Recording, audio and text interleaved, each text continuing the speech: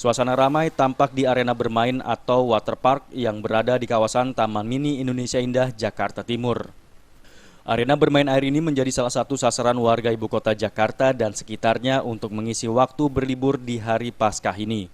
Tak hanya dewasa saja yang mencoba berbagai wahana yang disediakan, namun anak-anak juga menikmatinya.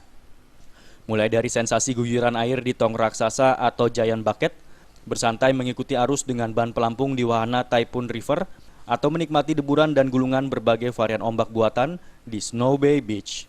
Di waterpark ini pengunjung juga dapat menikmati berbagai wahana yang dapat memompa adrenalin. Wahana Hurricane, pengunjung akan merasakan sensasi terombang-ambing di dalam corong raksasa yang akan memompa adrenalin. Selain itu ada juga Flash Bowl, di mana pengunjung akan merasakan berputar di dalam mangkuk raksasa. Pengunjung kali ini pun meningkat lebih dari 100% dari hari biasanya. Pihak pengelola pun menargetkan sebanyak 5.000 pengunjung yang datang pada liburan kali ini. Wahana yang favorit kita di sini ada Hurricane. Hurricane itu kayak kalau wahana ombang-ambing juga. Lalu ada Flashball. Flashball itu dengan seluncuran dan kolamnya itu sekitar 2 meter lebih. Lalu ada tube coaster. Tube coaster itu slide melingkar.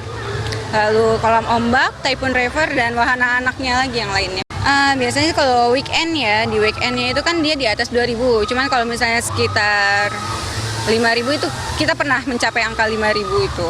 Karena apalagi di long weekend seperti ini, tanggal muda pula kan. Jadi mungkin pengunjung lebih banyak tertarik datang ke sini gitu.